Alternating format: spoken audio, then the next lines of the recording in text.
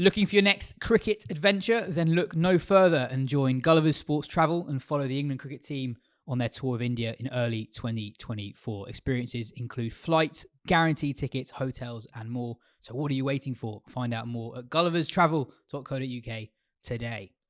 Hello and welcome to the Wisden Cricket Weekly podcast. We've got a bumper show in store for you today. England's white ball re-revolution starts this Sunday against West Indies in Antigua. Next year's county schedule has been released and the people aren't happy. We'll delve into the dramas at Middlesex and Sussex. We'll cover the news that trans women have been barred from playing international women's cricket. India and Australia have already played 2 games against each other since the World Cup final. There's some big IPL transfer news and a couple of minutes on the biggest ever week in the history of Ugandan cricket. I'm Rana, and with me today is Ben Gardner, Katya, Witney, and Will Macpherson. Mark Butcher will be joining us later in the show. Will, before we get into the nitty gritty for the England tour to the West Indies, what's your relationship with the game like at the moment? Fatigued after the World Cup, raring to go for West Indies? I think my relationship with the game would be best be summed up with my relationship with BT Sport, which is quite an in and out relationship where I pick it up and I drop it off when I need it, and I perceive that the India-Australia series was not enough. Like, on a need to watch basis, I did not need to watch it, so I haven't watched any of that. I will tune back into live cricket on Sunday when England start in the Caribbean, which I'm weirdly quite looking forward to. Yeah, so I like the players actually. playing. So am I actually. I think there's lots to get involved. I guess from the ODI point of view, it's exciting to see a new group of players, and for the T20 series, it is one of the series that's just before the T20 World Cup in very similar conditions. Yeah, it's in the Caribbean. It should be perfect prep, and yet the nature of England's schedule is they've actually still given a few players time off it because they need a rest because they're going to India after Christmas, and they said to Johnny Bairstow, get fit and all that kind of stuff, which I think is a good idea. I'm glad he's not going, but at the same time, they're still going to turn up in the Caribbean with a scratch team, which they seem to do at every single World Cup at the moment. So, yeah, no, it's good. I think the people will get excited about like a new ODI team. What I like about this, people would probably joke about a white ball reset or whatever. What I like about this one is culturally, we know exactly what it's going to look like. It's not like 2015 where it was something completely brand new culturally in the way they thought about the game. That's all going to be exactly the same. It's just it's a load of mini-me's from the team we've watched for the last 8 years kind of suddenly appearing. So Salt is Jason Roy, Jax is a bit like Hales, I suppose. That kind of thing. It's just we know how they're going to do it. It's just be cool to see new people doing it. Katya, there are 3 ODIs and the 5 T20s. How do you think England will look at the ODI series? Do you think they'll have a set first 11 or look to rotate and find out as much information as possible from those new players? I think they'll probably try and do a bit of both. I mean, they could really do with a win after the World Cup, and so could we. And you don't really want to be flying the multi-format players around the world for no particular reason, and then have Ollie Pope sit there and do nothing in an orange bib. You want to have Pope batting at 3 in one of those matches, so that you can actually find out something about him and find out something about the rest of them and how they gel together.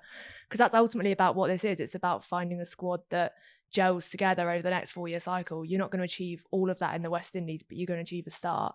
So if you go to the West Indies and you win 3-0, but you don't ultimately learn much, there's not really much point of it. And it's not just like the international stuff. These players are going to be jetting off and doing franchise stuff as well. So you need to make the most of them when you've got them, really. But I think the most interesting thing about the squad is the amount of like individual narratives there are in it. It's quite a good one for picking out little threads from it. You've got Zach Crawley having captained England officially, but, coming in, trying to cement his place in an 11 for the next little bit. And you've got Harry Brook having been pushed by the flow of public opinion into the World Cup squad, having had an average World Cup and now coming back in the West Indies. You've got Livingston and Curran from the World Cup. You've got Butler's overarching narrative of captaincy. So there's a lot of really interesting threads to pick out from the tour and seeing how they do, which is, I think, why it's quite an interesting one to look forward to. Ben, we talked about it when they released the squad, but there isn't actually as much change as there could have been after the World Cup, in that they've basically discarded all the guys who are unlikely to be there in 2027. And then Liam Livingstone and Sam Curran were 2 of England's biggest underperformers in the World Cup, and they've been retained. So if you're actually sort of jotting down potential levels, there is a world in which you have a Butler, Brook, Livingston, Curran, 5, 6, 7, 8. That's actually quite similar to what we saw in the World Cup. What have you made of that? Yeah, I mean, they're in a tricky position with those two, because you can see why they would want to invest so much in them, because if they click, then they're hugely valuable cricketers, and they have shown in flashes in white ball international cricket that they can be those players, but it just hasn't happened yet. But it feels like it. I guess there's the two ways to look at it. It's like, one, do you just like give them a bit of a break and be like, go and reset, but you're still in our thoughts, still contracts, obviously, or do you think like, well, these, like, if we're going to be challengers in 2027, probably at least one of these two guys is going to play quite a big part in it, I guess. So yeah, I'm pretty happy with the squad they've picked, but I would like to see a reasonable amount of, and it's sort of experimentation, but it's also like, the thing is, England just don't know what their best team is from that lot yet. Like, they don't know how good a lot of them are at 50 over cricket, because a lot of them haven't played much of it recently. So like, you can say they should just pick their best team, but you can be finding that out through the series, basically. Like, Buttler has obviously been, a brilliant number 6, but there's no reason I think that he might not be a brilliant number 4, and I would like to see that kind of thing get tried. Pope is obviously, that he has all the ingredients to be a brilliant 50 over player, but we won't know it until we try it. And I think it would make sense to try him at number 3. We don't know if Crawley's going to end up as an opener or a number 3 as well, if Jack's is best place to be an opener, or to almost fill that Moeen Ali role even. Like, I think that there's lots of different ways that this team could all fit together, and they don't know which way the best one is, so they just need to figure it out, I think.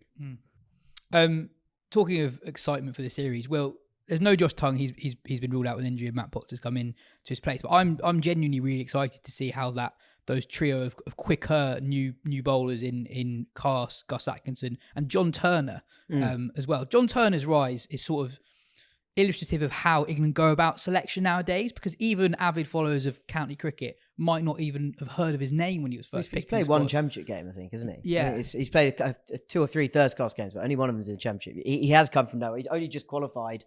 He's kind of, Australians can insert their own jokes, but he's got a broad South African accent. He's at Exeter Uni, and he's got this England fast bowling contract, or something they're called, a development contract, which basically just means ECB lob him 30 grand a year or something, and that buys them some control over his schedule with Hampshire and things like that, and provides a little bit more security for him. They're really excited about him. They're actually very excited about this crop of bowlers. Rob Key spoke about it at the end, that round of interviews he did at the end of the World Cup, where he sort of had to explain what on earth had gone on. But a lot of focus was on the likes of David Willey, and he was like, well, look at this. David Willey's 33, going on 34, but we've contracted all these guys who are maybe a decade younger, and we think they can be the backbone across the formats of our fast bowling for the next few years. Now, there's a lot of these players have come from nowhere, really. Turner being the best example, but Gus Atkinson was nowhere 2 years ago. Brydon Carter's been a name we've kind of interest for quite a long time, but he's not played a lot of cricket. He's not played a lot of cricket, and he's actually a bit older. He's sort of 28, isn't he? Josh Tongue, same lot, been around a while, but not played much cricket. So it's all quite delicate. Do you know what I mean? It's not like you can just bet the house on these lads all being brilliant for years. There's a degree of punting going on here, and yeah, that's I guess where the ECB's talent ID and the Mo Bobat stuff all comes in, and it sort of we'll start to see on this tour whether how effective that's been, and also, as you said before, about some of these guys have not played much 50 over cricket as well. So it will be interesting going straight into a format. I look at this tour and it's like that classic hiding to nothing tour to me. It's if they win, I would be very surprised if they get a great deal of credit. If they lose, it's like, that's when the pressure on Matthew Mott, for instance, grows. I don't think Matthew Mott should do his job. I think he's absolutely got the right to go and defend the World Cup he won a year ago. But if they lose this, the pressure will just go up a little bit. And then actually, they haven't got... It's one of those weird things about England's schedule these days. We talk all the time about how relentless the schedule is. But McCullum's currently in a 6-month break. Mott had a 6-month break earlier this year. And actually, as soon as this tour's over, he's going to enter another one, because England don't play white ball cricket until late May. Just before the World Cup. Just before the World Cup. So, and it's not even like in that period there's any English domestic cricket for him to knock around watching or whatever. So... They have these. If they lose these both series on this tour, it's going to be quite a long period of time for things just to be hanging there with this white ball team until the T20 World Cup, I think. Do you think we have to be as pundits almost, that we have to be careful how we judge that batch of central contracts, in that it's quite a brave call to hang their hat on players who haven't played that much cricket, but they believe that they've got those players have the ingredients to be successful international bowlers. It'd be much, much easier for them to pick players off the back of one decent domestic season who might not have the long-term attributes to be successful bowlers. So you talk about someone like Sam Cook, for example, who has good year after good year after good year. You can see conceivably 2 or 3 years ago he would be someone who would have got an opportunity here, but they don't think that across all 3 formats he's necessarily that type of bowler who's likely to succeed, whereas these guys might, and even if 1 or 2 of them aren't even on the international picture in 2 years' time, it's a risk worth taking. Yeah, although the fact that the risk is particularly that it's 2 years. Normally you just punt in for a year and you do that. One good thing about them, and I think this has probably been overlooked slightly, is that it provides for counties a bit more stability having these 2-year deals. So, for instance, Durham have got Potts and Cars both going from no contract to 2 years worth of central contract, which means they are off Durham's books, and Durham have 2 years of being able to plan around that. They're not sat there going, oh God, what if Cars gets injured and then we sign a player on a 2-year deal and then we can't afford him in a year's time and all this kind of problem. So that's helpful. I also think that central contracts this round particularly have changed in that I think we kind of associate central contracts with being these massive money deals. Everyone thinks of a central contract of being Ben Stokes' central contract worth £800,000 a year plus. This is not like that. These things have been stretched out massively to create more, to provide more players in the pot. They've made the contracts be worth much less. So someone like Rayan Ahmed is on a 2-year deal, and you might think, oh, he's got a massive ECB deal. Actually, it might only just be worth 6 figures, and it'll be a bit of an upgrade on his county deal. I don't know exactly what it's worth, but that's an example. I'm sure these fast bowlers are the same. They won't be. They're not suddenly, money bags. They're just being played slightly more than their county deal, maybe even very similar to their county deal, just to get them in the ECB's control. I don't mind that. ECB having say over how much fast bowlers play in the championship is a good thing. It's such a delicate balance. I know some people listen and say, well, Fred Truman bowled X number of balls, all that kind of stuff. The world of the game has changed. We know a lot more about injury than we did then. And if you look, we'll get onto the county schedule, I know, but if you look particularly next year, the season starts, I think, with 8 straight rounds, maybe 9 straight rounds, where each team play 8 games, and ultimately, fast bowlers, you don't want them doing even 2/3 of that, really. I don't know what the right amount would be. And especially if you're someone who's not in the IPL, and then you've got, I know the schedule is slightly different next year, but in a normal summer, you then have the test summer start straight off the back of that. So you get bowlers who are absolutely knackered for the first test match. Ben, related to central contracts, Paul asked, why do you think Will Jacks wasn't on the central contract list? With every announcement, it seems a more strange decision. I guess the Jacks news this week was that he was one of 9 England players retained in the IPL auction. Yeah, I mean that was the most puzzling omission from all the central contract stuff, and especially with some of the justification behind it in terms of wanting to have control over players as well and give them some incentive to not take up these multi-year, multi-team franchise deals. I mean, Jacks is right in the middle of someone who might be tempted by one of those, and it's hard to work out. I mean, I guess he is someone you would worry less about playing loads of cricket because he's an off-spinner, he's not a fast bowler, so in a way ECB don't mind so much if he does play all 8 games for Surrey. I mean, I guess he's not going to be many of those because he's going to be in the IPL. But yeah, it is just really odd, and it is quite hard to work out, especially there's cricket in the subcontinent start of next year. Jacks might win, but he could play. Actually, if you're going to pick someone who's going to play the most games for England next year, he could be quite high up that list, given his profile as an off-spinning all-rounder who is involved in both white ball formats. It's very strange, and I can't think of being anything more than maybe just a little bit of an oversight, even because there was so much of it. I have a little theory here. Go on. I agree completely. I think it's by far the weirdest one. David Willey emerged as cause célèbre during the World Cup because he was bowling well, and it was weird that 14 of the 15 players at the World Cup had a contract and he didn't. I do accept that. As soon as I first saw the list, I was like, that's not right. He'd be one, because contracts are a combination of futures trading, if you like, and looking backwards and rewarding previous service. I reckon, I mean, it's just a guess, David Milan got a 1-year contract. I reckon until his hot streak against New Zealand in September, which included 100 here and stuff like that, I don't reckon they were thinking they'd give him a contract. He didn't get a contract last year. I reckon he's maybe off the list. And then he scored so many runs, it became clear that he was going to open the batting at the World Cup. And they were like, ooh, maybe we should actually give him one. Whereas David Willey was, I think, probably looked at the World Cup squad. When you looked down, you're like, oh, David Willey's there, isn't it? It's a bit slight surprise. He went to the World Cup as 15th man, I think. Well, Milan, once he was selected ahead of Roy, was always going to play. Exactly. He was guaranteed a spot. I mean, I think they thought, oh, God, we need to give him a contract. So they gave him a contract 1 year. He might play in the T20 World Cup. At the moment, it looks like he's probably not going to. But I reckon maybe that he nicked Jack's spot. I'm not saying that's wrong. I do think Jack should have got a deal. I'm not saying Milan shouldn't, but I do think Jack should. No, that is interesting. It's worth spending a few minutes on West Indies, who obviously didn't qualify for this year's World Cup in India. There are 2 uncapped players in the ODI squad: Shafane Rutherford, who's played a few T20Is, and the 21-year-old Matthew Ford, who has an outstanding domestic record with the ball. There's a first ODI call-up in 4 years, excitingly, for Shane Dowrich.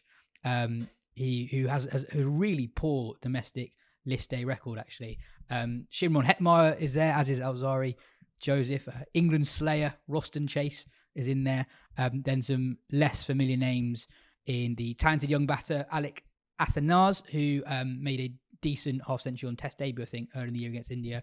The batter Kesey Karti, and the brilliantly named Kyorn Otley, who is a 33-year-old who played a couple of ODIs against Bangladesh a couple of years ago.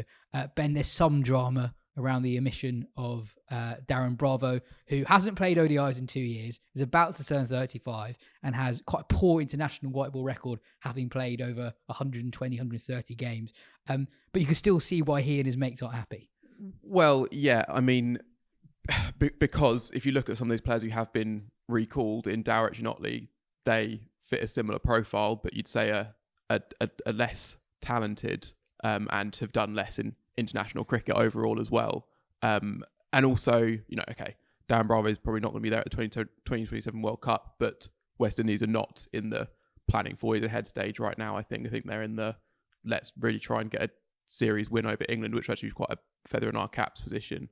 And yeah, so Bravo was not happy. His Dwayne Bravo was also not happy. Did a big post on Instagram saying about how how unfair this was.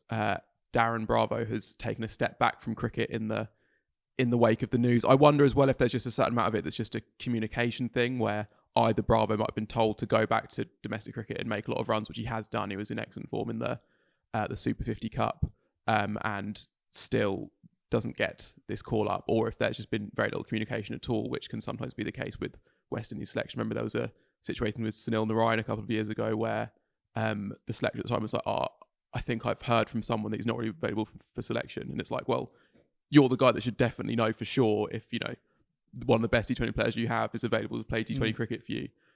So I guess it's just a sad thing for Darren Bravo, who, was such a brilliant player early on in his international career and has shown little sparks throughout. I mean, I know that... Yeah, I don't think it's a big deal. Like, his ODI record is actively not... It's weird that there are other oldish players in the squad and Bravo isn't, but none of these guys are going to be there in 2027. Yeah, but I guess it's probably this is the end. This might well be the end overall for him in international cricket if this is combusted like this. And you think even back to that 2019 tour that West Indies beat England in such memorable fashion. He didn't have a great record overall. Actually, he made a brilliant half century in West Indies first innings. It was like 50 that is a different format 4 years ago. Yeah. but it's more just that just thinking about Darren Bravo overall. Yeah, he was great, and he could have been, a very good Test record, especially compared to his contemporaries. But now it's kind of faded out. Yeah. Andy bats a bit like Laurie used to. Yeah.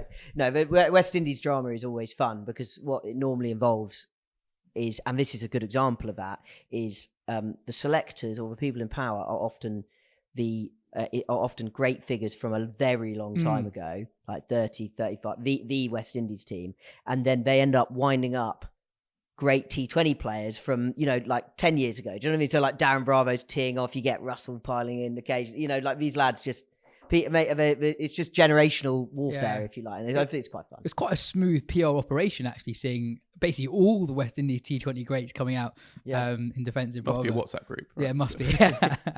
Next up, we'll hear from Butch on the England-West Indies series. Butch, this is a odd series in that it is awkwardly timed in that it's so close to the end of a disappointing World Cup campaign. But actually, when you go through individual storylines from an England perspective, almost everyone involved in this squad has got a major point to prove. A lot of them haven't played that much white ball cricket for England. And obviously, given how the World Cup went, there are loads of spots to play for in that first choice England ODI team.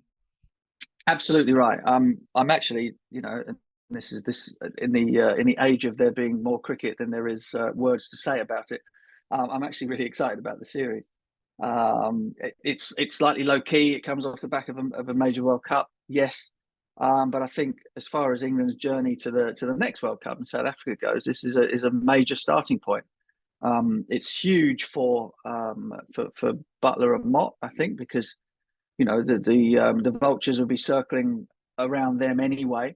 Particularly Joss, I think, in his captaincy. I don't think his position in any white ball team that he wants to turn up for is in question. But certainly his leadership came under fire, not least from these quarters during the course of the World Cup, where he had a really bad time of it. Let's be honest, tactically, and in terms of sort of inspiring the team to pull themselves out of their funk. And so big from the guys at the top, and absolutely huge for all of these young players who are looking to make their way into the team. Obviously Zach Crawley captained in the ODIs against Ireland, that ill-fated series in September.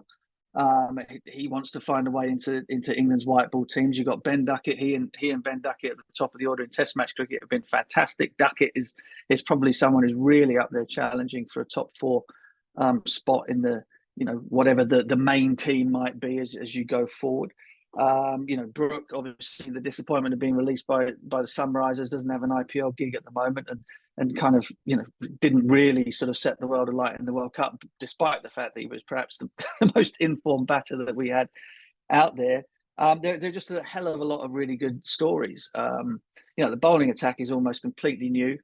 Rayan Ahmed, he should have an unfettered run in pretty much all of the matches out there, not just the ODIs at the beginning, but also I would hope in the T20s, even if they have to put him and Adil Rashid in the same team in those.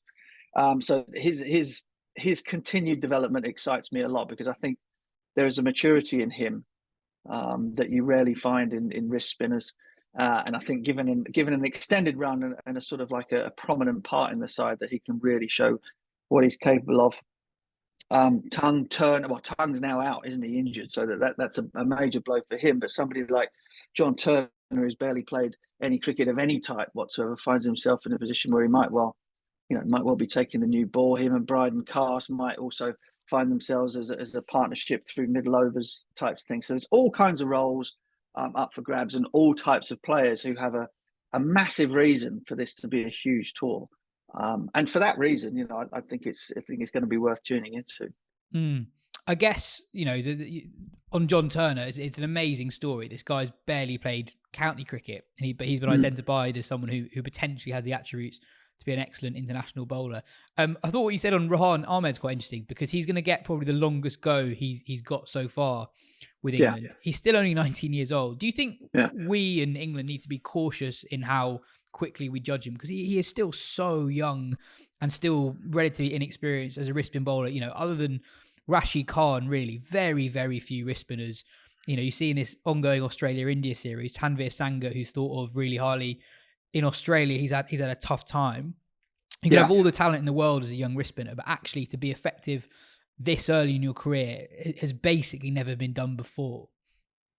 Yeah, true. But I don't think there's any judgment needed, really. I think he just needs to play, be allowed to play, and learn. He'll be learning on the job for sure. But I just think there's just so much ability there, and so many things that he does are, the type of things that Rashid Khan does. He's a better googly bowler perhaps than he is a leg break bowler. He can be relatively quick through the air. He brings the stumps into play all the time. and doesn't seem to sort of be phased by big occasions. You just look back to his debut in Test match cricket in Pakistan. Look, I think time needs to be invested in him, and if he gets battered a couple of times, who cares? He plays the next one and the next one and the next one. The unshakable belief, and again, I go back to the maturity that I see in him. I don't see there being an issue with him having a not particularly good game, and I would be incredibly surprised if the media and the likes of ourselves got on his back for that, given all of the things that you just said. That he is very young. I just think he's such a worthwhile investment. With a deal kind of nearing the end of his career, England are going to need somebody to take up that mantle, and I don't see anybody better. On a couple of the players who were actually at the World Cup, I think it's an interesting tour for the likes of Liam Livingstone and Sam Curran, both of whom had difficult World Cups. Curran, we only really saw him at the start. He was deemed nearly unselectable after the way he started that tournament. How do you think England managed them? Because they've invested a lot of time with them going into the World Cup. They're both young enough to be involved in 4 years' time. But also, when you're sort of imagining what England's 11 is going to be out in the Caribbean, it's actually quite hard to work out how they fit in all the young batters we want to see. I mean, there's a reasonable chance that someone like, if they play Livingstone and Curran, there's a reasonable chance that someone like Ollie Pope is carrying the drinks for the tours. How do you think they manage those two players, given the broader aims of this series? Well, okay. So let's take Liam Livingstone's case first. Now, before the tournament started, I think you and I had a conversation that was recorded in one of these pods, whereby we were kind of like, this guy is his reputation far outweighs his output on the international stage, and now would be a good time for that to be reversed. And again, he comes away from the World Cup, and you listen. The same thing goes for Sam Curran as well. The management and how they were used and what roles they were given were not particularly straightforward or clear for either of them. And in Sam Curran's case, his role did not suit his skill set at all. So his failure was as much down to him being asked to do the wrong job as it was to him not performing particularly well. So on Liam Livingstone's front, I think he goes there as a really senior player in this 11, and if he is selected and plays in all three of the ODIs in particular, that he needs to take that responsibility on and prove as to why he has as many caps as he does, and as to why he is a senior player in that squad. Sam Curran, on the other hand, if I know anything about him at all, he will be hurting like mad after the World Cup. He's not had any failures really in his career up to date. So it's the first time he's had anybody kind of on his back. And if I know him at all, if he's given the opportunity to perhaps take the new ball, be less of a middle overs bowler, bowl more at the death, a little bit more responsibility perhaps with a bat, then I expect him to have a stellar time of it. Because that's the type of character that he is. He will be absolutely desperate to shove every word down everybody's throat after what happened in the World Cup. So I expect big things from him on this trip. Yeah, I guess the difficulty with both their World Cups, as you say, is actually the roles that they were used in. Livingstone's role changed from game to game. And Curran, as you say, he opened the bowling, took an early wicket in the first game, didn't have that role in the other games that he played. With Livingstone, do you think, and actually maybe Buttler as well, maybe this is an opportunity to sort of, start from scratch, actually look at it with a fresh pair of eyes and actually almost reimagine what some of these guys' roles might be. I mean, Butler's had a lot of success at number 6 in his ODI career, but who's to say, he's one of the best, if not the best T20 opener in the world, yet doesn't do anything near that in the white ball, in the ODI side. And Livingstone similarly, he's never really had a shot at batting high up in the order. I know that's not what we were saying before the World Cup, but this is a time to try new things. And if England really value him, then maybe that's what is required to see him flourish. Yeah. I mean, look, there's two things there. Again, with Liam Livingstone, he would be at his most dangerous coming in at number 7, perhaps in an ODI team where the top order scored runs, and that didn't happen at all in the World Cup. So you can't blame him for the failures of the people above him. But again, in a lineup, whichever lineup they go with, that is incredibly short on caps and experience, if a decision was taken that he should take on more responsibility and see if he could bat for longer periods of time and make bigger scores over longer periods, take a much more leading role in the game, then perhaps that might be something that he would jump at. I'm not 100% convinced, however, that he has the game yet to be able to manage it in that style. I mean, 6 felt like it was too high for him in the World Cup because of the different ways that you have to play batting at that pivotal position in 50 over cricket.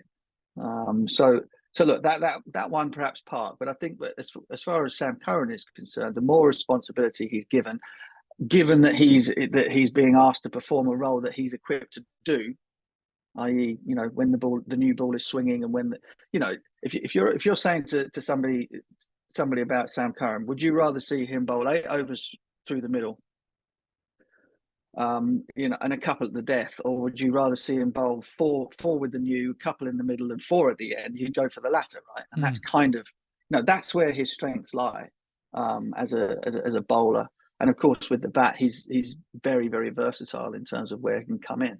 And he doesn't have the sort of like the big names, the unmovables, I suppose, as Liam Livingstone doesn't in his way on this trip. So, they're 2 hugely talented players, 2 guys who, as you rightly say, will be around come the next World Cup. And this would be a terrific opportunity to kind of build a team around them rather than have them slot into somebody else's lineup and somebody else's plans. They could be the guys who can be a real fulcrum around which you build the next lot. Well, the series gets underway on Sunday, and as you say, plenty to look forward to from an English point of view. Cheers for your time, Butch. Catch you next week. It's a big week for the non-stop IPL content machine. We had Retention Day on Sunday, which saw Harry Brook, Adil Rashid, Phil Salt, Jofra Archer, Chris Jordan and David Willey all released after Ben Stokes and Joe Root made themselves unavailable for 2024. There's a lot going on there. Releasing players who cost more, like Brook, frees up more money for the auction. On Salt, I think he has been hard done by a little bit because he had a really good tournament last year, but I think that's more to do with Pant and Shaw likely playing bigger roles for Delhi in 2024. Rashid let go. His struggles to find a spot in a first team continues in the IPL. Katya, on the decisions of Root and in particular Stokes to put out, what do you make of those? I think something has to give, right? If you look at Stokes' last 12 months, he's now fitting in knee surgery in between the World Cup and the Test Tour of India. The ideal time for him to really sort out that knee would have been when the IPL was last year, right? That's in the biggest break in international cricket, and he's got the Ashes summer coming up, biggest summer England cricket has seen in a long while. And this year, his body's not getting any better. It's not getting any more able to sustain the workload that he wants to put it through. I'm retiring from the format that he'd said my body can't do anymore 12 months before, and putting it through that 6 weeks in India, which was grueling, not being able to play in the first few matches of that World Cup. He needs to start taking it a little bit slower. And I think that's kind of reflected in thinking, right, no matter how much the IPL puts in my bank account, I actually physically can't do this anymore. And I need to prioritise. As a test captain, I now need to prioritise being able to play those test matches and being able to make it through that.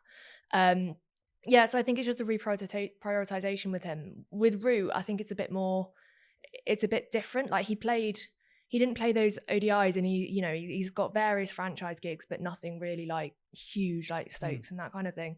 So he's not putting out playing. No, actually, last year I think he batted once. Yeah, exactly. So it's a bit different. Where do you want to spend your winter in India not really doing much, or do you want to spend it in England? And that's what he's chosen to do. So I think it's a bit different for Root than it is Stokes, in that Stokes is giving up more than Root is giving up by not doing the IPL. I think you're exactly right, but I also think that if you just look at England's winter for the all format players who play the IPL, you've got 3 2-month chunks in India or on the tour of India. So as we've had the World Cup, then they're going to go to India for the Test Tour and then the IPL. I think for an English cricketer, that's quite a lot of time in India where their profile is that much higher than it is somewhere else, and they don't just, it's not like being in Sydney where you pop down to Coogee Beach and have a flat white and you kind of go about your business quietly. They're generally in India, they're pretty hotel bound, just the way things work culturally around cricket. So while it's a life of great luxury and comfort, it can also be a little bit. It's not that free necessarily. So I'd be surprised if many. I could see, Johnny Bairstow's been retained, so it looks like he might. But he missed all of that cricket last year, so he's probably wants to play in the IPL this year to kind of make a point in that tournament and maybe shore up his future in it as well. But he, off the top of my head, Mark Wood was also retained, but it's hard to see, given the control the ECB have got over him, it's hard to see him playing much of the IPL, if the whole thing. I don't know, but that's just a guess. He has been retained. So I think most of these guys who play the whole lot would probably always quite unlikely to give the IPL a miss this year. Stokes said in September when he came out of ODI retirements, he made a big thing about this plan that he had for his knee, which he refused to disclose. We obviously know a little bit more about because he's now had that operation. But my reading of it is he was talking about being back as a all-rounder, proper bowling all-rounder. But he didn't say what he was going to be bowling, though. He didn't say what he was going to be bowling, but he said next summer. Yeah. So I have taken from that, and given the timing of the operation, I've taken that to mean he won't be bowling much, if at all, in India. We're sort of continuing the current theme of World Cup. Ashes didn't bowl much.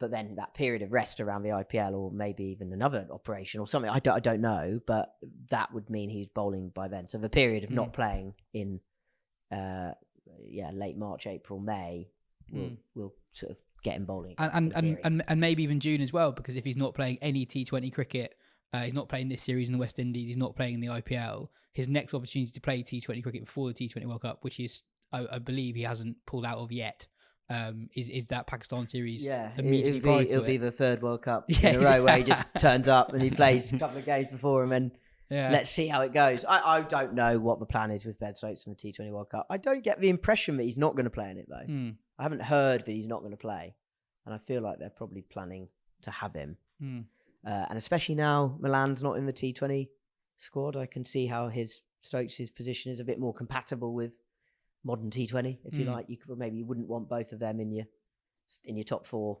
but you could have Stokes, and especially if you could bowl a couple of overs. That's true. A couple of other big name players who released include Hasaranga and Hazelwood from RCB, the latter of whom is expecting a child shortly before the tournament. And then you have the two big transfer news stories. So Hardik Pandya has returned to Mumbai Indians, and Cam Green has been transferred from Mumbai to RCB.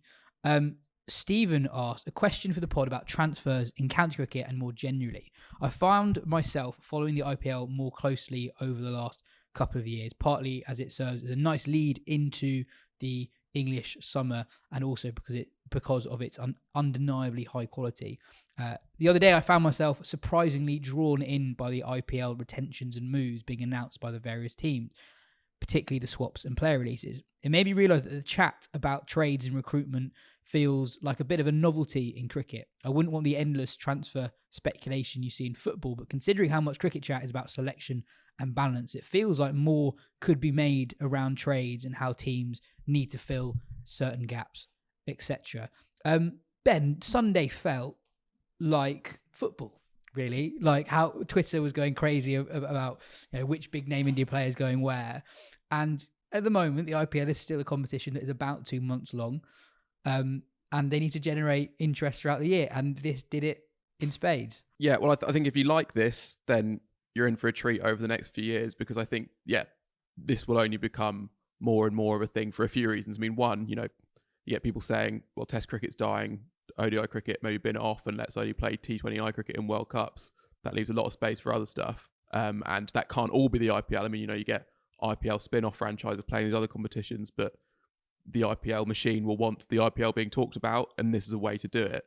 I guess also mega auctions might well be a thing of the past until they maybe expand it to 12 teams perhaps, because as much as it's exciting to see teams moving about and to have that kind of rebalancing of how good teams are, you also want proper team identity to come through, and that's what helps this. And also you want a bit of player control over their destiny, which is what this exactly is. This is Hardik Pandya being like, I'm in my prime, I want to be playing at the best team in India, where I started my career, and I want to, maybe captain them. I guess that'll be a little subplot next season and take them forward. I think that these deals would be will be a thing that becomes more and more a thing that goes onwards. This is, I mean, if we're going to talk about the whole logic of of these deals, Mumbai Indians on paper have got an absolutely amazing deal, and that in terms of their actual salary budget, they've only spent 15 crore, which is a lot, but not like, if Pandya was in an auction, there's almost no upper limit on what he'd go for. He's the most valuable player in the IPL, I think. Oh yeah. He's won it 5 times in 9 years. He was 1 ball away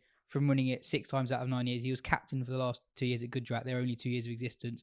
He's a fast bowling all-rounder who bats 5, and he's a local player. He's the dream IPL player. Yeah, but Bumrah's the only one who comes close, but Pandya is the most valuable player. And when you look at, Cameron Green, who was part of this deal, so Mumbai get Pandya from Gujarat and then offload Green to RCB, and somehow end up with more money in their budget than less, because Green was 17.5, Pandya 15. But if Pandya was in an auction, he might be going for 25. I don't know. But so that's weird. There's also, I guess, and I mean, I doubt the IPL will never have to answer these questions actually, because who's going to really be providing this full scrutiny and have the power to kind of bring it to bear. But like, there's this undisclosed fee that's gone with this transfer that Mumbai have paid to Gujarat Titans, and also some of that's gone to Hardik Pandya.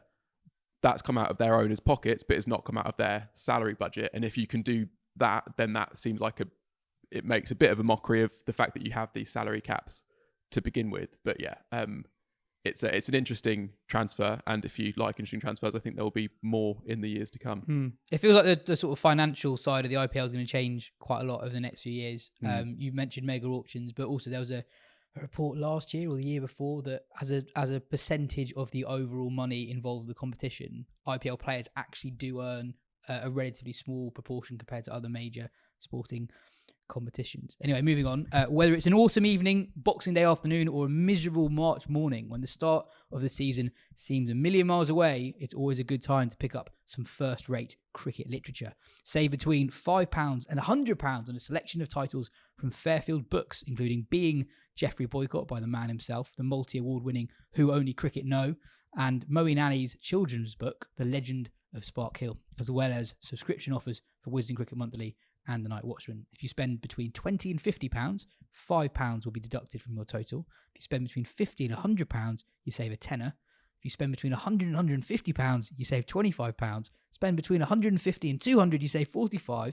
Spend between £200 and £250, you save £70. And spend over £250, you save a whopping £100. The offer, if you didn't remember all that, is located in the first class reading section on the Night Watchman website, where there's something to excite cricket lovers of all ages and interests, with huge discounts across the board that are perfect for Christmas. Next up, the county schedule. The 2024 county schedule has been released. It is broadly similar to last year's, but there's an extra round of the championship in the early season block. There's also a significant increase in the number of days where championship cricket is played on the weekend. Will Kit asks, the domestic schedule looks good for the county championship with more games spanning over weekends. Is this a genuine sign of long-term backing of the championship, or a short-term token gesture? I think this year's schedule, obviously the quantity of cricket, volume of cricket, as people say, is remaining the same as last year. I think this is a kind of interim year, personally. So you'll remember 2022, we had the game had a nice little civil war over the Strauss review. And the recommendations of it was thrown out by the counties. But actually, if you look at the detail, quite a lot of the detail has been picked up and used. It's just the broad county structure that the high performance review recommended was thrown out. So the 2023 schedule, the one we just had, was the one where they said 2 fingers up to the Strauss review, we're sticking with this amount of cricket. And then in 2024, it's been like, okay, we'll stick it with it again. But in 2025, a lot of things changed next year. It's the new broadcast right cycle starts. So while the deal was signed under Tom Harrison, 2 years ago, to extend Sky's deal till 2028, the terms of that deal, the renewed deal, only kick in next year. So lots of different agreements in the English game are actually up for renewal. And one of them is the county partnership agreement that will have something to do with the schedule as well. And my prediction is that it won't be like the summer of Strauss in 2022, where it was a bit nasty, but I think it will be a big battleground over the coming year is the volume of cricket that is played at domestic level, and that in some way or another, the county schedule will be trimmed back. Now, I'm not saying that's definitely, I'm not saying 14 championship games will change. It might be that the game decides that championship cricket is actually the one to keep at 14, but the other things are nibbled away at. And I think it's a very good chance that, as a really easy starting point, each Blast team goes from playing 14 matches to 10, 7 home games to 5. That's always been a big thing for counties commercially. There are some counties that say they rely on those extra 2 home games. Others say it makes actually no difference at all. That'll be my prediction. That'll be a starting point. That'll get trimmed away, and then there'll be a couple of other trims for county schedule. So I wouldn't read too much into this year's one. I do think some of the changes made are positive. I know that, having had some discussions with people around the game, that the T20 World Cup presented quite big logistical challenges in terms of when you schedule things, and I think that's why we've ended up with 2 Blast blocks, sort of either side of it. Whether it's not, I don't think it's a great schedule. I mean, they're saying we're playing county championship cricket in every month of the summer. Actually, there's far less championship cricket in the height of summer. They're not, in July this year, there were 2 rounds in proper July, if you like. And this coming year, there's a round from the 30th of June to the 3rd of July, I think. And then they don't play again until the 100 finishes. I think the 100 finishes something like the August 19th. And then they're back playing 22nd and so they'll play a couple of rounds then. So that would be my I find it hard to say that it's some great long-term commitment to the championship, but I also don't think people are really gunning for the championship. There's a possibility it goes from 14 to 12 games a year, I guess, next year. But it will be a big battleground this year. I think we might also talk about this, but people might have noticed the players started to make a little bit of noise this week, and led by the PCA, who I think we might see bare their teeth a little bit more as an organisation, as a union, and say that the overwhelming noise from the players is that the schedule doesn't work. Now, obviously, it's like the 18 counties. The 400 players are also not a homogenous set of people. To pluck 2 names out of thin air, Rory Burns and Dom Sibley, who are outstanding players in one format, who also play a bit of 50 over cricket because they have to. They probably have very different views on the schedule from someone like Sam Cook, who made a bit of noise last week, who is a crucial bowler for his county in all formats. He also plays in the 100. He probably thinks it's all a bit much. They might think, I spend quite a lot of the summer kicking my heels or playing 2s or going on holiday to Greece or something. So it's not homogenous, but I think the overwhelming response when the players have been surveyed recently and spoken to is that the schedule, whether players think it's too much or not, they think the schedule doesn't work.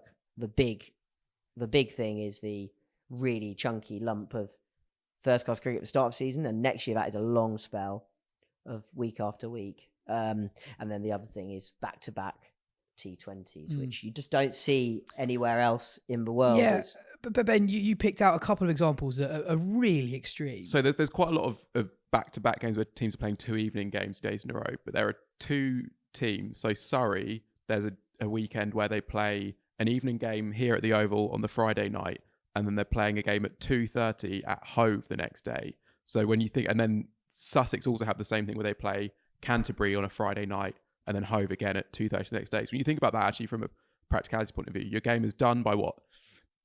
9:30, 9:30, 10. So you're getting out of the ground at like 11 maybe. You're not in bed much before midnight, and then this is discounted. And that's off the adrenaline of a You're not game. Celebrating a win or mourning a loss in this time either. You're just getting on with it. Yeah, and then even then, okay, you're trying to get 8.5, 9 hours sleep after a pretty draining day playing a professional sports match. So you're up at 9 a.m. the next day, and then what time you got to be on a coach to get to the ground for a 2:30 start, like at 10 basically. Like there is that almost doesn't even work in terms of actually fitting all the hours together. So that is the most extreme thing. I feel like I'm in danger of angry people with this. I wouldn't be hugely against, in general, losing 2 county championship fixtures, because that, and I know Will was saying about the ECB having control over more fast bowler schedules, which is great, but this does, and again, next year there's not the test right after that block, which limits it a bit, but it does feel like it limits bowlers who can come from nowhere to break into that test side, which does happen. I mean, Matt Potts did it. Yeah. And, he plays, I think he played all those 7 games for Durham. He's basically taking 6 wickets every time he bowls, and then has to play 4 tests basically back to back as well. It's a marvel that he didn't break down there and then. There will be a lot of fast bowlers who that would be too much for, and we know what can happen to fast bowlers when they play too much cricket in that sort of span. And I know that English cricket is different to other countries' first class competitions because of the amount of days lost to rain, but 14 games is just more than any other country's first class competition is, and I still think you can have a robust competition that occupies 12 games. And from a spectator's point of view, I love that 8-round block at the start. It's really easy to follow. It's a great way to sort of get routine to it. Get your teeth into it.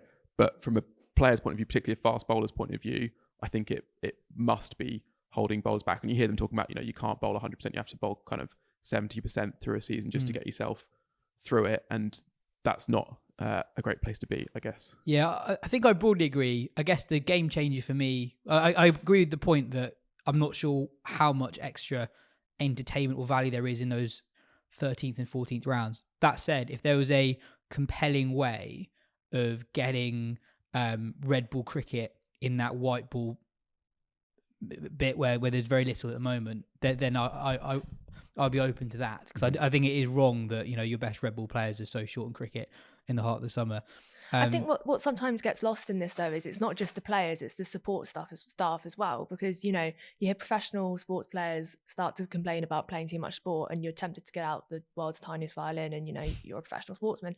But aside from that being a whole nother issue, the support staff also have to make all these games possible. And yeah, they're not expending the same energy as the players are on the field, but they're running around trying to make sure everyone can perform at the right level at the right time, making sure everything works. And they're also on these coaches in the middle of the night and 8-hour bus journeys and whatever, and it's difficult for them, seeing their families and having their kind of life always on the road for not the same kind of reward the players get is also difficult. So their voices shouldn't really be lost in this either, because it's not just about the players, it's about the whole system and about everyone who's involved in it and how we can make it work for everyone as best as possible. And their hours are often quite a lot worse than the players. If you were in charge of the schedule for 2025, what would you be doing to this one? God almighty, please don't.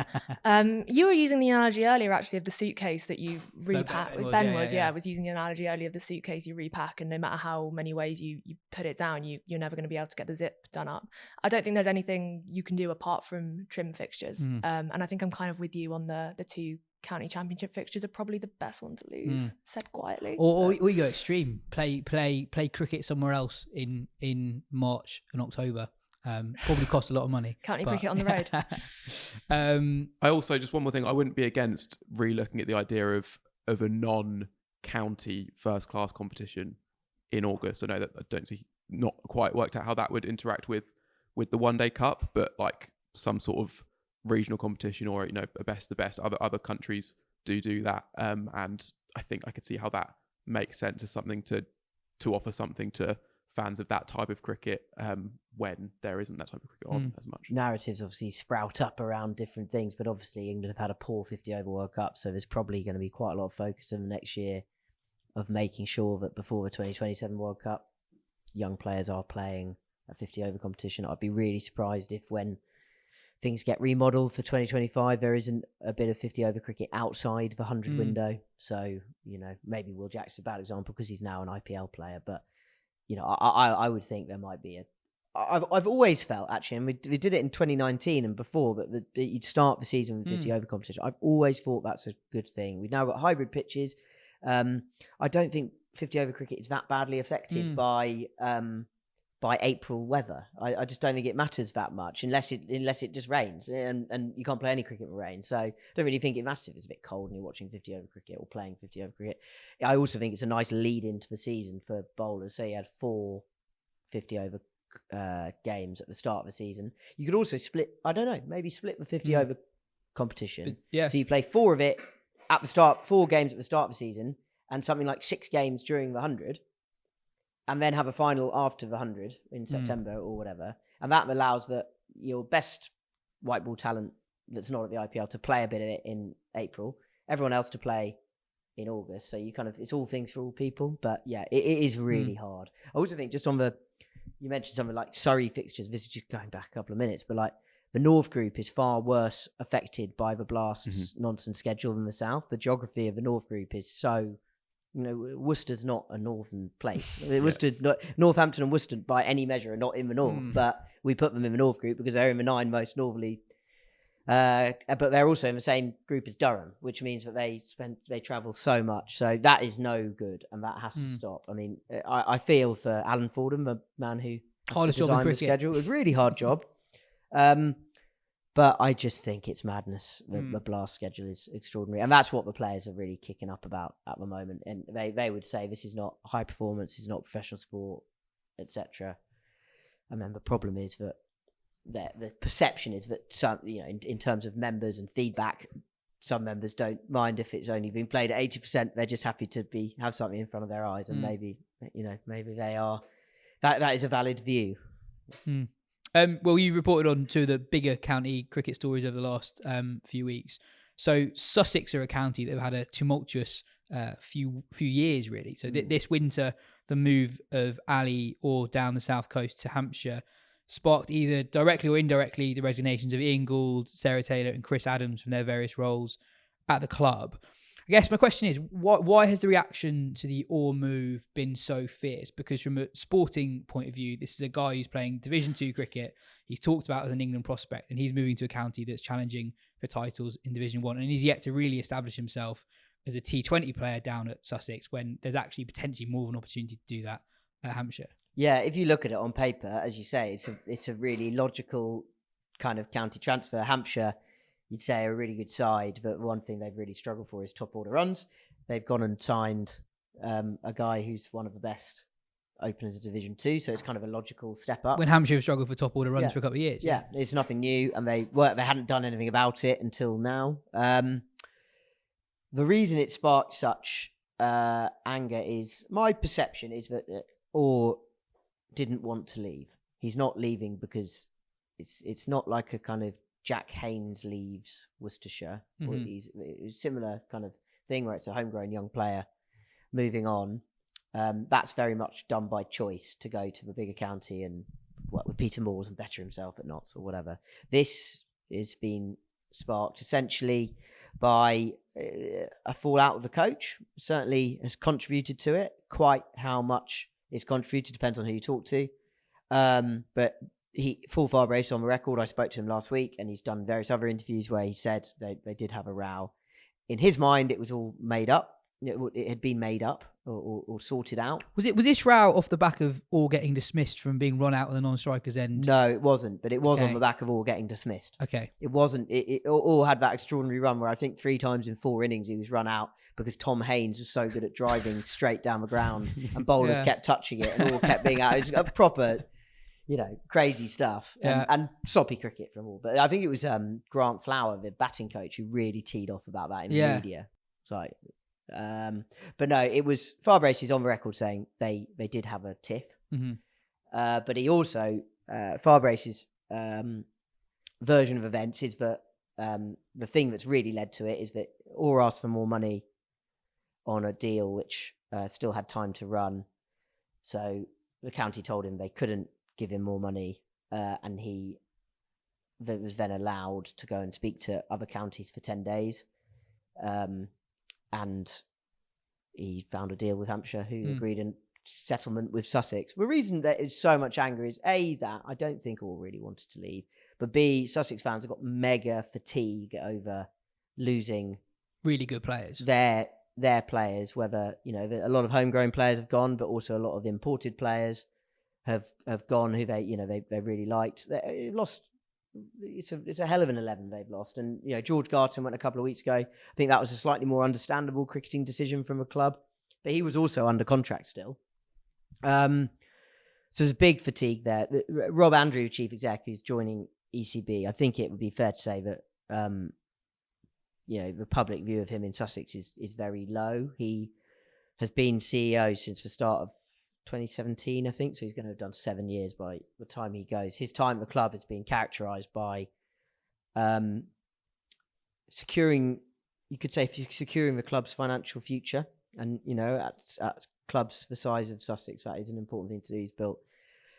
He's developed a ground so there's a load of flats there, and they've sold them, and that's going to continue to bring in money, and that's great, and that is really good. The problem is that in that exercise, a lot of players have gone, but they've also gone in acrimonious circumstances, which, you know, there's been a lot of NDAs signed. A lot of people are unable to say why they've left the club, and that leaves a sour taste, I think, with fans. It definitely has, because you saw the reaction to it, and all was kind of the release of a build-up of tension. But also the other thing is, so say Luke Wells leaves for Lancashire and is absolutely thriving, a brilliant move for him, but he really didn't want to leave his home club. But as far as I know, anyway, but he went and he found himself a new club. But then the players like Orr are the ones that the fans have been told, we are going to build this new generation around this lot, and now suddenly they're leaving. And, you know, there's rumours about Tom Haynes and stuff. I don't think he's going to go anyway. He's got a long contract. I don't think Sussex fans need to worry about that. But it's the idea that you've told us these are the guys we're going to watch for 15 years, and they might even win us a championship at some stage or whatever. And now they're going. And they're going, worst of all, we're going to Hampshire, who are our rivals. So it's a very messy situation. The club have really backed Paul Farbrace here. I mean, the Gould and Chris Adams departures, they're kind of, it's in the public domain, but they have left their roles on the cricket committee, and Gould was also on the main board, because Farbrace essentially they didn't have a say. Everything goes through Farbrace. Now, I don't think that's necessarily a problem. You probably do want some checks and balances, but Farbrace is an experienced guy, and that's kind of fine. And I think they're fine. They're just saying, well, don't have this structure and us involved. We'll just go. That's fine. But it's a big vote of confidence in Farbrace that essentially it was him or and it's ended up being Farbrace. So that's needs to go right. You had a theory earlier in the pod. So I've got a theory this is all Steve Smith's fault. It's because earlier in the summer, Steve Smith played a couple of games when Sussex were absolutely fine for batting, but really struggling to take 20 wickets to win games. So because they already had Pujara, Smith had to play in front of Nathan McAndrew, who's doing a decent job as their other overseas player. And in those games, they failed to get over the line.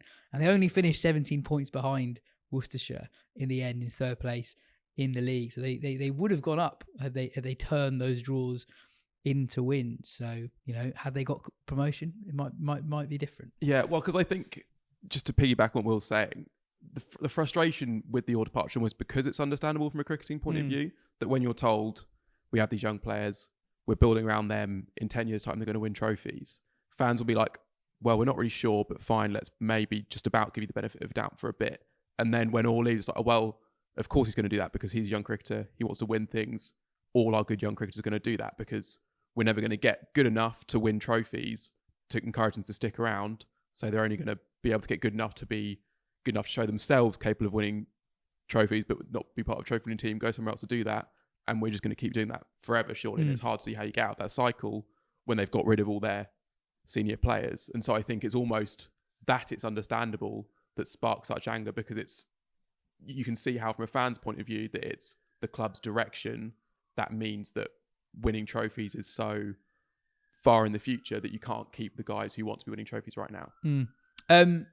Ben, Middlesex, another county that have been in the news a lot recently. So they announced that they will play 2 home blast games at Chelmsford, which is obviously not hugely convenient for Middlesex fans. There's a lot going on there, a lot of understandable reasons for it, but it's a move that speaks to their wider financial strife. Yeah, so let's deal with the move at the where they're playing those games first. And they published a pretty, fully detailed Q&A on their website explaining it. So the things are, firstly, they can't play all their home games at Lords because they don't own Lords, the MSC own Lords. They basically have to ask them when they're free and then plan around that.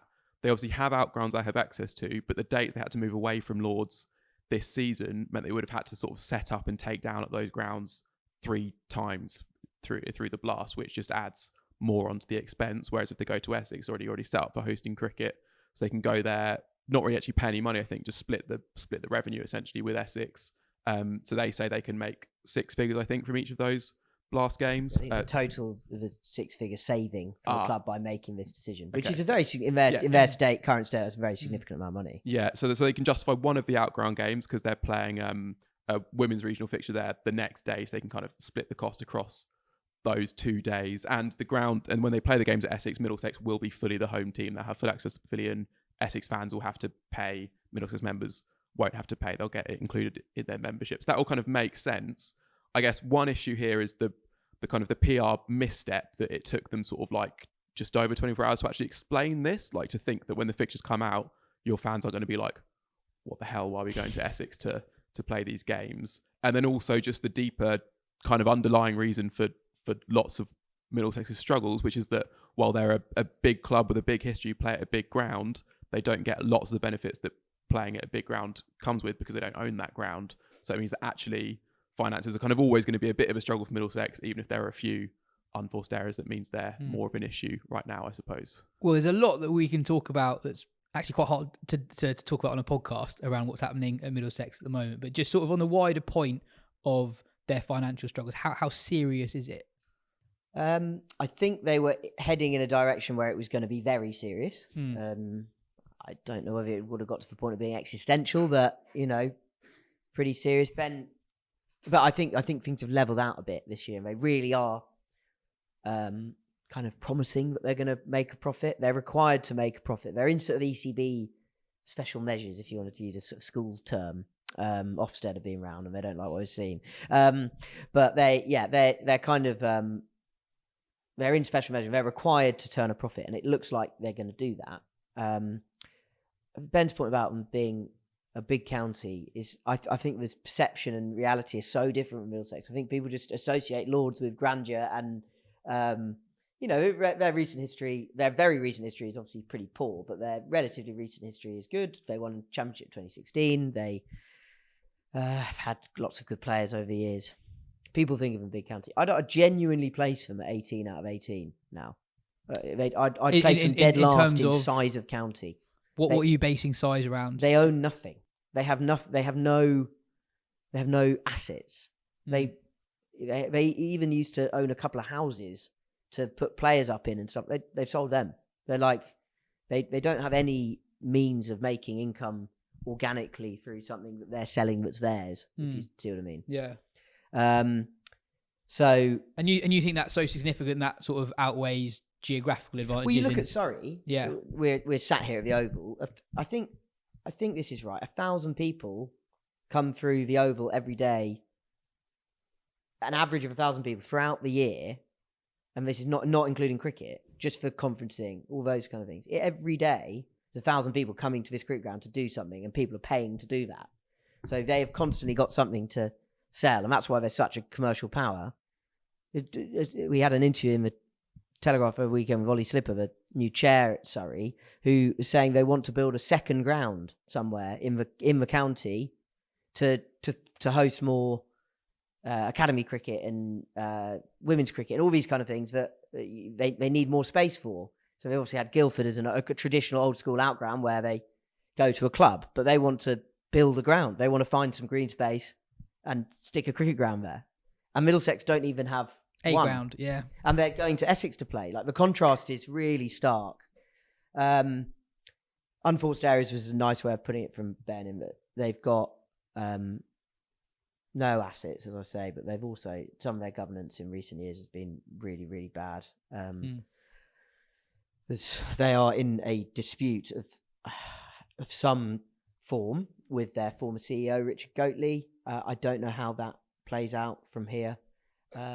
But it's all a bit unedifying, to say the least. And I don't know how it's resolved. It could end up in the courts. There's a threat of that, but also that takes time and is expensive. And is that in anyone's interest at all? So I don't know how things play out. But Middlesex they're in a tight spot. And I think, unfortunately, some of the PR, the optics of it, there's a lot of fury around that decision around Essex. And, the way Ben explained it is perfectly logical. to do what they're doing. And actually, ironically, Middlesex fans kicking off about playing outside Middlesex County, which doesn't really exist. And they play Radlett's in Hertfordshire, isn't it? Yeah. So they play at Radlett every season and no one really seems to mind. Yeah. So, but yeah, it's not a great look to be going to Chelmsford. I also reported the other day that they're going to sign Henry Brooks from Warwickshire, who, you know, isn't coming for a pack of pedigree chum. Like he's gonna be paid all right. And whether that needing, you know, if you need to save six figures by not going to an outground, do you want to play a county cricketer somewhere between 50 and 100,000 pounds a year? I don't know what it would be, but you know, you'd be earning more than 50k a year. Yeah. Does that make sense? At the same time, you can also point to the fact that Tim Mercer's retired, John Simpson's left. There's been a bit of book balancing, so they're in a really difficult spot. And both the common theme with both Sussex and Middlesex, I think, is that they've got a bit of making up with their members to do with their fans. Sussex, it would be more extreme, but I think, you know, when they hire a new CEO to replace Rob Andrew, the connection with their fans there's commercial, there's cricketing, but there's also connection with the fans, and that's so important. And that's actually led by a group of former players who are quite vocal about the club. But Middlesex got the same problems. Yeah. Just on Henry Brooks, he was in that 55-man COVID squad, wasn't he? One of very few players, I think, who were named in that squad, not yet to have played for England. Moving on, before we move on, a message about The Passage, the charity that we have a close connection with. We had our first live show there in September. It's a charity that works towards a London without homelessness. Today is the launch of their Christmas Big Give Challenge. You may have seen in the news recently that the number of people experiencing street homelessness is currently at a record high, with levels not seen in over 2 decades. The Passage believes that everyone deserves a place to call home. Nobody should have to spend a night on the streets, especially during the winter months when the risk of death increases as temperatures drop. They've already seen a rise in demand for their services, which they expect will continue into the new year and beyond. So from today till next Tuesday, December the 5th, they are aiming to raise £600,000 to ensure they can provide vital services for those who are most in need. During this time, every pound that you give will be doubled through matched funding. So this means your donation will double the impact with no extra cost to you. If you can, please do support their Big Give Christmas Challenge this year. Your donation really does make the world of difference and makes The Passage a better place to achieve their mission in preventing homelessness for good. We'll leave a link in description if you'd like to donate. Shortly after we recorded last week's show, the ICC announced that they were banning trans women from playing international women's cricket. Katya, you wrote an excellent piece ripping apart elements of the ICC justification on that. Just before I go to you, just worth saying a few things of context. There is only one trans woman who has ever played international women's cricket, and that is Canada's Danielle McKay, who made her debut for them in September.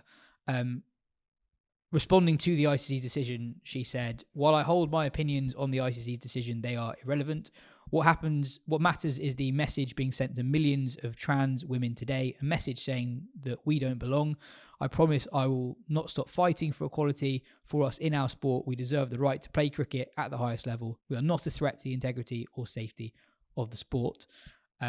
Roberta Moretti Avery, who captained Brazil against McGahey's Canada in September, said in response to the decision, "It's a decision that appears to have been made by the ICC in good faith with the benefit of the most recent scientific advice. That said, the timing of the decision is really unfortunate. Danielle McGahey was allowed to play in the recent World Cup qualifier on the basis of the rules that applied at the time. As a result, she was subjected to a lot of abuse from people who have never met her and who do not understand the difficult journey she has been on. She and her teammates also had the reasonable expectation that she would be allowed to play in future matches. So it's unfortunate that this decision has been made after the event, once Danielle's hopes had been raised and after she'd already been exposed to a huge amount of scrutiny and abuse. That can't be good for anyone's mental health." The ICC lifted the hopes of a whole community, and it feels like those hopes have now been dashed. Quite a lot to pick apart, Katya, and one of those is that there's only one individual who this currently affects, when they had a policy before that wasn't receiving much, if any, pushback. Yeah, and I think there's a lot of timing that comes into this decision in that effect. As you said, Danielle had not played international cricket before September of this year. She had represented Canada before last year, at the end of last year, but in matches that didn't have international status. And if you look at the ICC's press release, they said that this is done on the basis of a review that's been going on over 9 months. Previously, they'd updated their rules on gender eligibility in 2021. And Danielle had met those eligibility rules. I think it was keeping testosterone levels to below 5 nanomoles per litre, and doing that for a year before you played international cricket, and committing to do it over the time that you play international cricket. But then as soon as it became real that a trans woman was going to play international cricket, these criteria, this has been changed. And you quoted Roberta there and saying that this has been done on the latest scientific advice. We don't know what science has gone behind this because they haven't released what the review found, what the medical committee found. The ICC statement is very brief. It's very brief. Very brief. And also no one knew it was coming. Like no one really knew this review was happening, and no one really knew that was going to happen. So that's another thing. But I think you've also got to pick apart the threat to the integrity of women's cricket in there. Is Danielle McGahey one trans woman who plays international cricket and who averages 19 in T20 cricket with a high score of 48? Is she a threat to the integrity of women's cricket? And that's no disparagement on Danielle's ability to play cricket whatsoever. But to frame it as this existential threat is really exacerbating something that is not there. And I'm sure that people who agree with this verdict will say it's not about Danielle, it's about what comes next. Well, what does come next? You know, Danielle's the only person who's done it so far. And trans women make up such a small percent of the total of the population. It's really minuscule how many trans women are going to be playing international cricket when you think of how many people actually get to play international cricket in the first place. There was a lot of unanswered questions from what the release said. And I think that the threat part of it is also its horrible wording, the threat to the integrity of it. But that threat was not clearly defined as to what it was. The ICC press release mentioned safety, but it didn't specify what that safety concern was. I think a lot of people tend to think of safety as a trans woman being able to bowl at 80, 90 miles an hour against cis women and hurting them. You bowl at anyone above 50 miles an hour, you know, you're probably going to run the risk of hurting them if you get it wrong or they get it wrong. It hurts being hit in the face by a cricket ball no matter how fast you're bowling it. And I'm sure we've all had accidents playing cricket, and it hurts whatever level you're at. But thinking about the amount of cis men who bowl consistently above 80 miles an hour, that's quite a small proportion of men who play professional cricket. So to think that one of the very small population of trans women who are in the world at the minute are going to be able to do that's also kind of questionable. They didn't explain what they actually meant when they said it's a threat to safety. Yeah, exactly. But this is kind of what people have picked up on as threat to safety in terms of the actual playing cricket.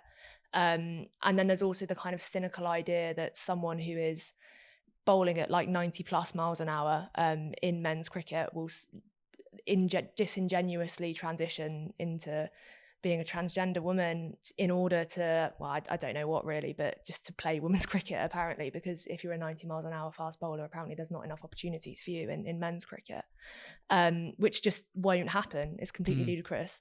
And surely anyway, the case-by-case basis that it was on before would have mitigated for that anyway.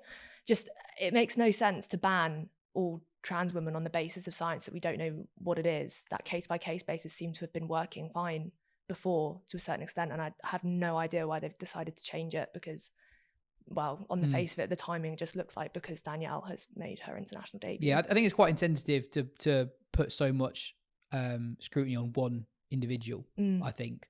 And also, I was reading the ECB have their own trans policy as to who can play professional women's cricket in the UK, and they do it on a case-by-case basis, and I don't see why there was a need to have a different system for international cricket when it isn't as if there's a long queue of trans women who are in different circumstances coming up. And I think to allow there to be so much scrutiny on someone just making her way at the lower levels of associate cricket, I think is really, really insensitive when they clearly hadn't had detailed conversations with her before the announcement. Yeah, and it's also worth picking up on those players who are trans women who do play domestic cricket, at a regional level in the UK or in Australia. I know there's a few trans players who play domestic cricket there.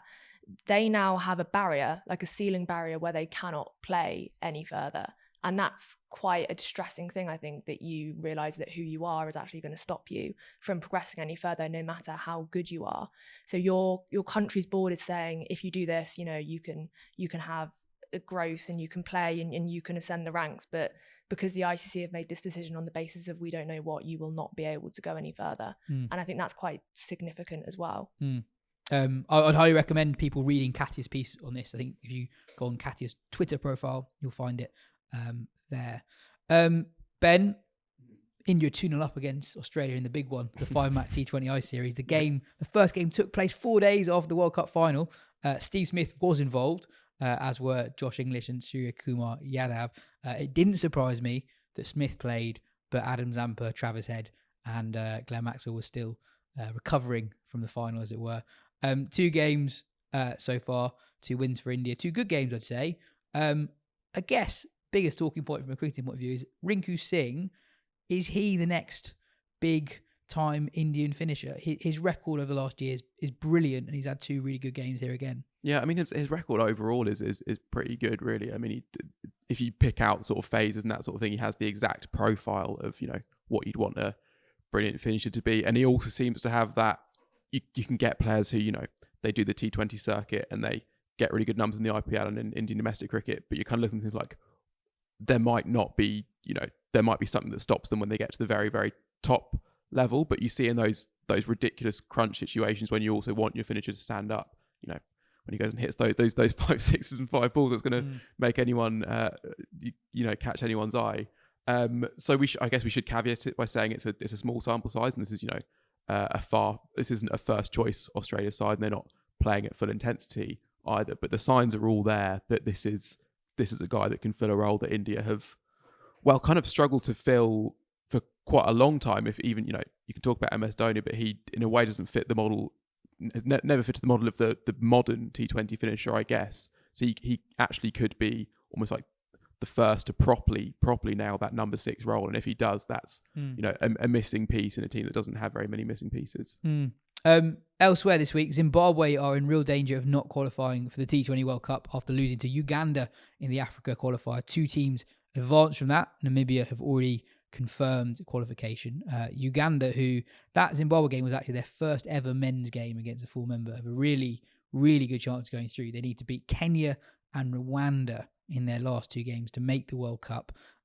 Kenya also have a chance if they beat Zimbabwe and Uganda.